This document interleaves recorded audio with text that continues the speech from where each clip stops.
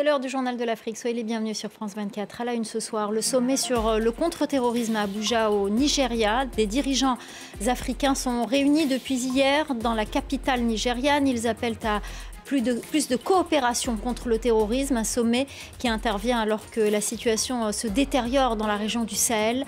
Nous serons avec Niagale Bakayoko, spécialiste des questions sécuritaires dans la région. Le Rwanda qui se prépare à accueillir des réfugiés expulsés par le Royaume-Uni. Le Parlement britannique a adopté le projet de loi le permettant après une longue bataille juridique et politique qui a commencé en 2022. Nous serons à Kigali dans un instant. Et puis les JO de Paris, c'est dans 3 mois, l'occasion pour nous de faire un coup de projecteur sur les athlètes kényans. Vous allez voir qu'ils ne se préparent pas qu'à rafler les médailles de demi-fond et de marathon. Ils ont aussi des vues sur les sprints, les détails à la fin de cette édition. Un sommet pour parler du contre-terrorisme à Abuja au Nigeria. Des dirigeants africains se sont réunis dans la capitale nigériane pour évoquer l'insécurité sur le continent, un fléau notamment dans la région du Sahel. Selon Amina Mohamed, secrétaire générale adjointe des Nations Unies, la région représente désormais près de la moitié de tous les décès dus au terrorisme dans le monde. Écoutez. L'épicentre du terrorisme s'est déplacé du Moyen-Orient et de l'Afrique du Nord vers l'Afrique subsaharienne, concentré principalement dans la région du Sahel. Depuis de nombreuses années, nous demandons une plus grande coopération pour lutter contre le terrorisme et s'attaquer à la prolifération des armes légères non enregistrées et non traçables. En Afrique, 40 millions d'armes légères et de petit calibre sont sous le contrôle d'acteurs non étatiques. Niagale Bakayoko, chercheuse et présidente du African Security Sector Network, nous a rejoint. Merci beaucoup d'être avec nous ce soir. On l'a entendu, Niagale, on l'a entendu dans ces deux sonores. Le Sahel représente plus de la moitié des victimes du terrorisme. Avant, c'était le Moyen-Orient qui comptait le plus de morts dues au terrorisme. Aujourd'hui, c'est le Sahel. Est-ce que le basculement de cette situation vous étonne ? Non, parce que malheureusement, depuis 2012, on a assisté non seulement à une expansion territoriale continue des groupes djihadistes, islamistes radicaux, mais également à leur enracinement de plus en plus profond et aussi à leur diversification dans le cadre de différents regroupements affiliés d'un côté à Al-Qaïda, c'est le cas notamment du JNIM, ou GSIM, le groupe de soutien à l'islam et aux musulmans, ou des groupes affiliés à l'État islamique que l'on trouve non seulement au Sahel central, avec ce qu'on appelle l'EIS, État islamique Sahel, et également les groupes affiliés à la province ouest-africaine de l'État islamique qui se situe plutôt dans la région du bassin du lac Tchad. Et on assiste à une progression de ces groupes, notamment depuis le Sahel vers les pays côtiers. On a entendu également que sur le continent, 40 millions d'armes légères et de petit calibre sont sous le contrôle d'acteurs non étatiques. Comment lutter contre cette prolifération des armes ? Alors là aussi, malheureusement, les instruments qui ont été mobilisés depuis de très longues années, depuis la fin des années 90 en réalité, se sont révélés assez inefficaces. En 1998 avait été adopté ce qu'on appelle le moratoire sur la circulation des armes légères et de petits calibres, qui était inscrit dans le cadre de la CEDEAO. Mais depuis, il y a eu tout d'abord l'arsenal qui s'est diffusé depuis la Libye à la suite de la chute du colonel Kadhafi, mais il y a également d'autres phénomènes, notamment la façon dont les groupes armés extrémistes prélèvent lors de leurs attaques contre les forces armées des différents pays de la région du matériel et des armes, en effet, de petit calibre. Donc les phénomènes d'approvisionnement sont extrêmement divers, ce qui rend d'autant plus difficile la lutte contre ce phénomène. Alors au Mali, il y a une semaine, plus de 110 civils ont été enlevés par des groupes djihadistes. Quelle est la situation dans le pays aujourd'hui ? La situation dans le pays reste très préoccupante sur ce front-là. Il est heureux que l'on s'émeuve de cet enlèvement, en effet massif, même si un certain nombre de personnes semblent avoir été désormais libérées à cette heure. Mais il faut savoir que les enlèvements de personnalités ou d'autorités locales, coutumières, religieuses, administratives ou d'individus sont extrêmement fréquents, même si on leur donne une bien moindre audience que lorsqu'il s'agissait de ressortissants occidentaux. Cet enlèvement spectaculaire semble aussi s'inscrire dans le cadre de tensions communautaires qui touchent le centre du pays et qui avaient donné lieu à la signature d'accords entre les différentes communautés de la zone. Ce qui se passe notamment au Mali, c'est une insécurité très diffuse. On assiste à la fois à la multiplication des blocus contre certaines villes, notamment dans la région de Tombouctou. On assiste également à des attaques plus ciblées contre des forces de défense et de sécurité, particulièrement de plus en plus dans le centre du pays. On assiste également à une violence de plus en plus diffuse, mais aussi à l'ancrage, c'est très important de le dire, de certains groupes au niveau local qui désormais administrent des portions du territoire et notamment en y dispensant la justice. Alors Niagalé, vous parlez de blocus, il y en a également au Burkina Faso, je pense à la ville de Djibo, Burkina Faso, où malgré les difficultés d'obtenir des informations, de nombreuses sources nous informent que les VDS, censés épauler l'armée burkinabé pour lutter contre le terrorisme, sont régulièrement accusés d'exactions contre les populations civiles. Faut-il changer de stratégie ?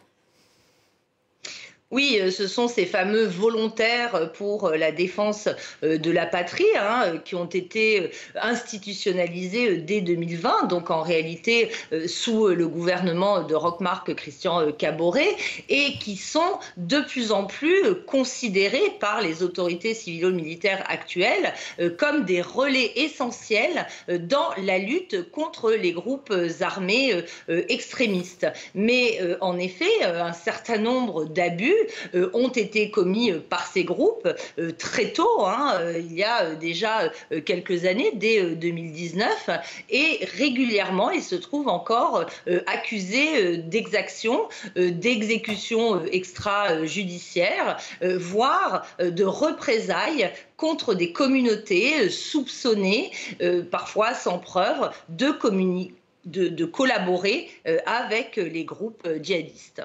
Merci beaucoup Niagalé Bagayoko, chercheuse et présidente du African Security Sector Network. Merci beaucoup pour votre décryptage. Et justement, au Nigeria, un nombre croissant d'États touchés par l'insécurité mettent en place des patrouilles d'autodéfense communautaire pour renforcer la sécurité dans les villages où les meurtres violents et les enlèvements sont monnaie courante. Clarisse Fortuné.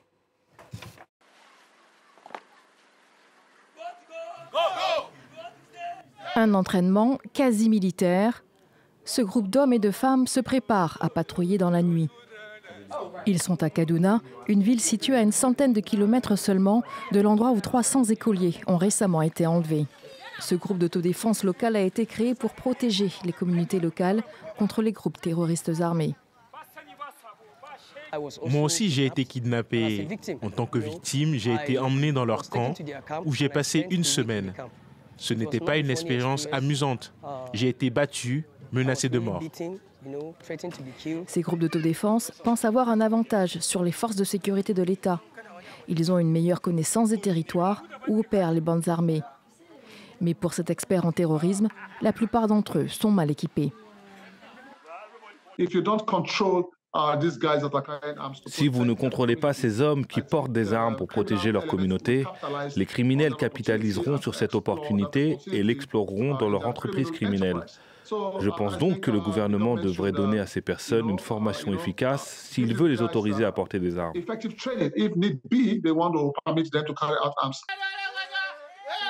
Mais alors que ces hommes s'apprêtent à entrer dans la nuit, malgré le manque de ressources auxquelles ils sont confrontés, ils restent engagés auprès de leur communauté dans des circonstances difficiles. Après une longue bataille juridique et politique, le Parlement britannique a adopté le projet de loi controversé d'expulsion vers le Rwanda de demandeurs d'asile entrés illégalement au Royaume-Uni. L'ONU, le Conseil de l'Europe et de nombreuses ONG appellent Londres à revenir sur ce texte. Les précisions à Kigali de Clément Diroma.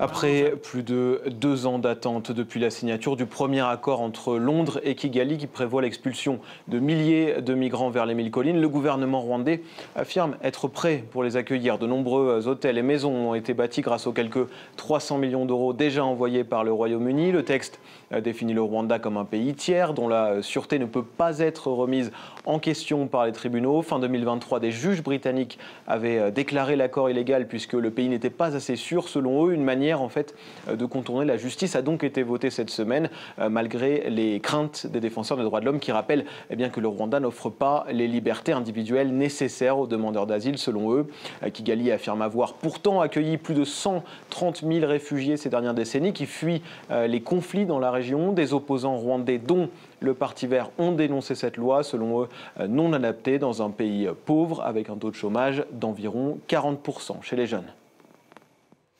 On part à présent en Guinée pour vous parler des 72 heures du livre. Il s'agit de la 16e édition, un rendez-vous annuel. Pendant 3 jours, l'événement mobilise le monde littéraire africain à Conakry. La correspondance de Malik Diakité. Cette 16e édition qui s'articule autour du thème la littérature et les sports rassemble les auteurs-éditeurs, mais également les lecteurs venus de plusieurs pays du continent. Une belle occasion pour les auteurs et les amoureux de la lecture pour célébrer la richesse et la diversité des récits du continent et du monde. C'est une initiative que je salue.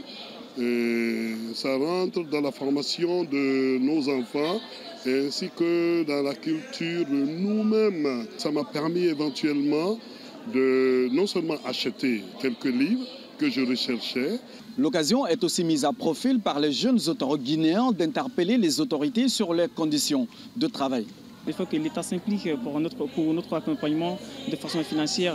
Et je crois qu'à travers ces 72 heures de livre, l'État aussi va découvrir effectivement le talent que nous incarnons, nous les jeunes, pour l'écriture. Pas grand-chose à ce que les jeunes continuent d'écrire énormément si leurs ouvrages ne sont pas valorisés dans nos écoles. Et je pense que les 72 heures du livre peuvent commencer ce genre de débat.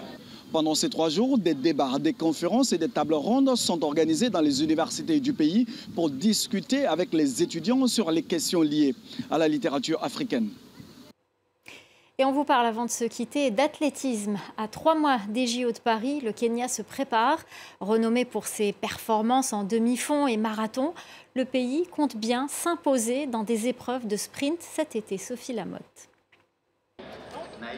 C'est la désillusion pour les fans de Ferdinand Omanyala. L'homme le plus rapide d'Afrique termine 5e au 100 mètres du meeting international d'athlétisme de Nairobi fin avril. Mais le champion d'Afrique et du Commonwealth de 2022 ne désespère pas. Il n'a qu'une échéance en tête, les Jeux Olympiques de cet été. Ce que je veux dire aux fans, c'est que nous abordons cette saison différemment. Je ne veux pas connaître mon apogée trop tôt. Je ne veux pas atteindre mon maximum en mars et redescendre avant le mois d'août. C'est le plan que nous avons mis en place. Maintenant, nous allons nous assurer que nous rectifions les choses au fur et à mesure que nous avançons. Au JO de 2021 à Tokyo, le Kenya avait remporté 10 des 37 médailles africaines, essentiellement grâce à ses performances en demi-fond. Cette année-là, Omanyala marque les esprits en se qualifiant pour la demi-finale du 100 mètres. Une grande première pour un athlète kényan. Bien sûr, les courses de courte distance sont dominées par les Jamaïcains, Américains, Britanniques et Nigérians. Mais je pense que nous avons eu une très bonne saison. Et je suis persuadé que nous allons assister à des performances très solides cet été. Au pays des coureurs de fond, Omanyala cherche à populariser l'athlétisme en brillant au 100 mètres. Et la Fédération d'athlétisme dit recruter de plus en plus de sprinteurs. Il y a un changement énorme à l'approche des Jeux Olympiques de Paris. On s'appuiera sur les courses traditionnelles de moyenne et longue distance. Mais on attendra certainement des Kenyans qu'ils remportent une médaille dans les sprints ou qu'ils se qualifient pour la finale. Et les athlètes pourraient cette année avoir une double motivation de remporter l'or à Paris. Pour la première fois, la Fédération internationale d'athlétisme va récompenser financièrement ses champions à hauteur de 50 000 €. Voilà, et on suivra les Kenyans de très près. C'est la fin du Journal de l'Afrique. Restez avec nous, l'info continue sur France 24.